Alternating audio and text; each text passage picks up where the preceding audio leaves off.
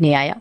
वो लोग उस सोसाइटी में नए नए ही आए थे। उस परिवार में राहुल, सविता और उनका 10 साल का एक बेटा भाविक रहता था। जैसे ही भाविक सोसाइटी के गेट के बाहर तक पहुंचता है, तभी से ही अपने सवाल जवाब शुरू कर देता है।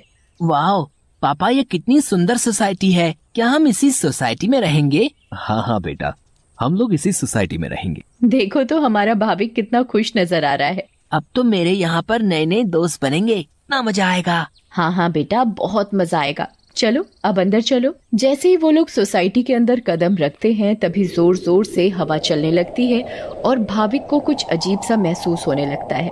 मम्मी देखो तो, हमारे आते ही ये कितनी जोरों से हवा चलने लगी है। मुझे कुछ अजीब सा भी लग रहा है। नहीं बेटा, ये बस तुम्हारा वहम होगा। बच्चा समझकर सविता भाविक की बात को नजरअंदाज कर देती है।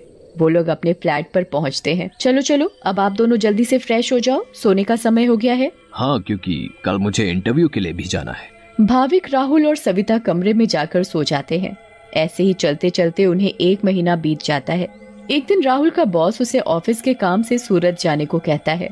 ये तो कितनी अच्छी खबर है। मैं ये बात सोसाइटी जाकर सविता और भाविक को बताऊंगा, तो वो दोनों भी बहुत खुश हो जाएंगे। राहुल घर जाकर ये बात सविता और भाविक को बताता है। सविता, ओ सविता, कहाँ हो तुम? तुम्हें एक खुशखबरी देनी है। अरे हाँ हाँ, क्या हुआ? इतना क्यों चिल्ला रहे हैं आप? हाँ पापा, क्या हुआ? आप इतने खुश क्यों नजर आ रहे हो?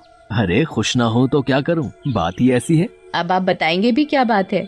मुझे मेरी नौकरी की तरफ से सूरत ले जा रहे हैं। बहुत बड़ा प्रोजेक्ट है। अगर सब अच्छे से हो गया तो क्या पता वहाँ से आने के बाद मेरा इंक्रीमेंट भी हो जाए। अरे वाह, ये तो बहुत अच्छी खबर है। वाह पापा, आप तो सूरत जा रहे हो। मैं भी जाऊंगा, मैं भी जाऊंगा। बेटा, मैं तुम्हें अपने साथ नहीं ले जा सकता। और सविता, तुम मेरा सामान पैक कर दो। मुझे आज ही रात 12 बजे तक निकलना है। मैं बस कुछ ही दिनों के लिए जा रहा हूँ। सविता राहुल का सामान पैक कर देती है और राहुल उसे रात 12 बजे सूरत के लिए निकल जाता है। चलो भाविक, अब तुम भी जल्दी से दूध पीकर कमरे में सोने चलो। ठीक है मम्मी। सविता और भाविक अपने कमरे में चले जाते हैं। सविता तो सो जाती है, मगर भाविक को नींद नहीं आती। बहुत तेज बारिश होने लगती है। भाविक बालकनी में जाकर खड़ा हो जाता है और बारिश के मजे लेने लगता है। वाह, कितना सुंदर नजारा है। भाविक की नजर अचानक सामने वाले फ्लैट पर पड़ती है, तो वहाँ एक मोमबत्ती जल रही होती है। ये क्या है? ये सामने से कैसी रोशनी दिखाई दे रही है? ऐसा लग रहा है जैसे कोई मोमबत्ती जली हुई हो। अगर जब से हम यहाँ आए हैं तब से तो ये फ्लैट बंद पड़ा है। भाविक को फिर अचानक से एक औरत चलती हुई दिखती है। अरे ये औरत कौन है? कहीं यहाँ कोई भूत तो नहीं? मम्मी, मम्मी, भूत, भूत, मम्मी, मम्मी बचाओ, मुझे बचाओ। क्या हुआ बेटा, क्या हुआ? तुम इतना क्यों घबरा रहे हो? मम्मी, वो भूत, भूत। क्या बोले जा रहे हो तुम? ठीक से बोलो, मुझे कुछ भी समझ में नहीं आ रहा है। मम्मी, मुझे नींद नहीं आ रही थी तो मैं बालकनी में जाकर खड़ा हो गया और बारिश देखने लगा। तभी मैंने सामने के फ्लैट में जलती हुई मोमबत्ती देखी और एक औरत को देखा। नहीं बेटा, ये भूत वूत कुछ नहीं होता। ये तुम्हारे मन का वहम है। नहीं मम्मी, मैं सच कह रहा हूँ। नहीं बेटा, चलो अब सो जाओ, रात बहुत हो रही है। नहीं, मैं आपको लेकर जाता हूँ। अच्छा चलो, दिखाओ कहाँ है भूत। फिर भाविक सविता को बाहर लेकर जाता है। कहाँ है भूत? मुझे तो कहीं कोई नहीं दिख रहा। मम्मी देखो, वहाँ पर देखो, वो सामने वाले फ्लैट में। अरे बेटा, कुछ भी नहीं है वहाँ पर। नहीं मम्मी, मैं झूठ नहीं बोल रहा। अच्छा ठीक है ठीक है, चलो अब जल्दी कमरे में जाओ और सो जाओ। फिर वो दोनों कमरे में जाकर सो जाते हैं। भाविक, अब तुम्हें डरने की कोई जरूरत नहीं है। मैं तुम्हारे साथ सो रही हूँ ना, अब तुम आराम से सो जाओ। अगली सुबह भाविक सोसाइटी के दूसरे बच्चों से मिलता है। तुम सबके नाम क्या है? मेरा नाम पिंकू है। मेरा नाम सोनू है। और मेरा नाम गोली है। सारे बच्चे मिलकर पूरा दिन खूब मस्ती करते हैं। फिर रात में सारी औरतें सोसाइटी कंपाउंड में बातें करती हैं। तभी सविता रात की बात सारी औरतों को बताती है। दूसरी ओर भाविक और उसके सारे दोस्त लुका छुपी खेल रहे होते हैं। पिंकू गिनती करना शुरू कर देता है। तभी सारे बच्चे इधर उधर छिप जाते हैं, मगर भाविक खेल खेल में अपने फ्लैट के सामने वाले फ्लैट के दरवाजे तक पहुंच जाता है। उसे ये पता नहीं होता कि ये वही फ्लैट है जिसमें कल रात उसने एक औरत को जलती हुई मोमबत्ती के साथ देखा था। अरे, ये दरवाजा तो खुला हुआ है और यहाँ तो कितनी सारी लाइटें हैं। चलो अब मैं जल्दी से इस घर में छिप जाता हूँ ताकि मुझे कोई ढूंढ ही ना पाए। वो जगह ठीक है, मैं उस कमरे में जाकर छिप जाता हूँ। भाविक जैसे ही उस फ्लैट के कमरे की ओर जाने लगता है, वैसे ही बाहर की सारी लाइट्स लुप लुप होने लगती हैं। ये क्या हो रहा है यहाँ पर? अचानक ये लाइटें लुप लुप कैसे होने लगी? भाविक इधर उधर देखने लगता है। तभी भाविक की नजर दरवाजे के ऊपर पड़ती है। ये दरवाजे के ऊपर क्या लिखा हुआ है? भूत! मम्मी, मम्मी बचाओ बचाओ! भाविक चिल्लाते हुए सोसाइटी कंपाउंड में जा पहुंचता है।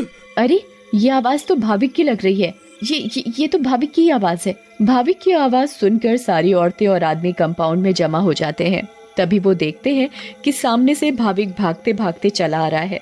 मम्मी, मम्मी, वहाँ सच में वहाँ भूत है। क्या हुआ बेटा भाविक? हाँ बेटा, क्या हुआ? तुम इतने घबराए हुए क्यों लग रहे हो? हाँ बेटा, कुछ तो बताओ।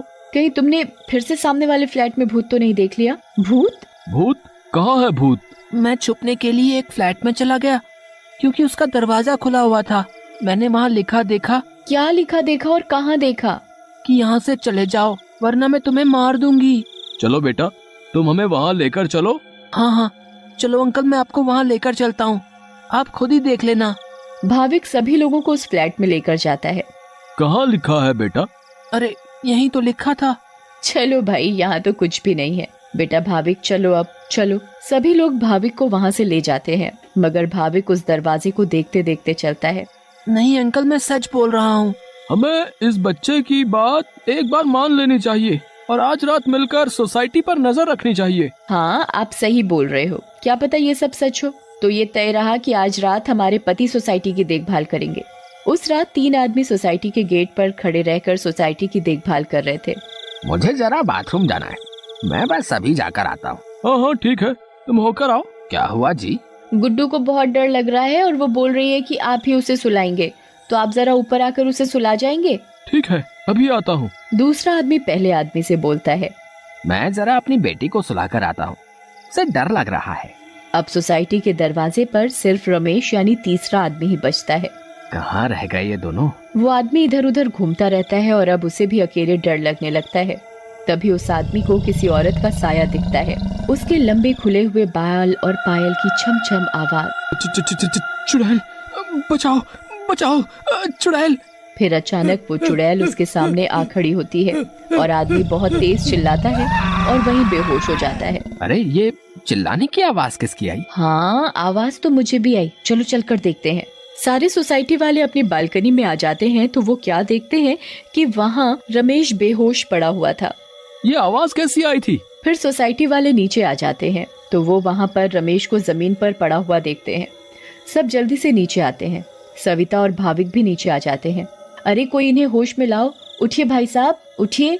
फिर कुछ ही देर में रमेश को होश आता है और वो सारी बात सोसाइटी वालों को बताता है जो उसके साथ कुछ देर पहले हुई थी। तभी सोसाइटी में अजीब सी आवाजें आने लगती हैं। मम्मी, देखा ना, मैंने बोला था ना कि भूत है। हाँ बेटा, तुम सही कह रहे थे। तभी सोसाइटी के बीचों बीच धुआं उठने लगता है और वहाँ वो चुड़ैल आ जाती है। कौन हो तुम और क्यों हमें इतने दिनों से परेशान किया हुआ है? हाँ हाँ बताओ, क्यों तुमने इतने दिनों से इन लोगों को परेशान किया हुआ है? हम भी तो इसी सोसाइटी में रहते हैं। तुमने कभी हमें तो परेशान नहीं किया, तो इन लोगों को ही क्यों? हाँ हाँ बोलो बोलो। तुम्हारी वजह से मैं कितना डर गई थी। बताती हूँ, सब बताती हूँ। कई सालों पहले जब मेरी शादी हुई तो मैं और मेरे पति रवि सविता के सामने वाले फ्लैट में रहने आए। हम बहुत खुश थे, पर अचानक मेरी माँ की तबीयत खराब होने की वजह से मुझे कुछ दिन के लिए यहाँ से जाना पड़ा। और तभी सविता के फ्लैट में एक बहुत सुंदर लड़की रहने आई। रवि उस लड़की को पसंद करने लगे थे और वो लड़की भी। उस लड़की को ये बात नहीं पता थी कि रवि शादीशुदा है। मैं जब वापस आई और मुझे ये सब पता लगा तो मैंने रवि को समझाने की बहुत कोशिश की, बहुत लड़ाई की, पर वो नहीं माने। रवि मुझे छोड़कर उस लड़की से शादी करना चाहते थे और एक दिन रवि और वो लड़की चुपके से अचानक कहीं चले गए। मैंने उन्हें ढूंढने की बहुत कोशिश की मगर वो मुझे कहीं नहीं मिले। और एक दिन मैंने उन दोनों को बाजार में साथ देखा। उन दोनों ने शादी कर ली थी। मैं भागते हुए घर आई और ये बात मुझसे बर्दाश्त नहीं हुई और उसी रात मैंने फ्लैट से कूदकर अपनी जान दे दी। और उस दिन से इस फ्लैट में किसी को रहने नहीं देती जिसमें सविता और उसका परिवार रहता है। हमें बहुत दुख हुआ सुनकर जो भी तुम्हारे साथ हुआ, पर इसमें मेरे और मेरे परिवार का क्या कसूर है? हाँ आंटी, आप तो अच्छी आंटी हो, ऐसे कैसे कर सकती हो? चुड़ैल भाविक की मासूमियत देखकर पिघल जाती है। ठीक है, अब मैं तुम लोगों को कभी परेशान नहीं करूंगी। ऐसा कहते ही वो चुड़ैल हवा में गायब हो जाती है और कभी किसी को परेशान नहीं करती।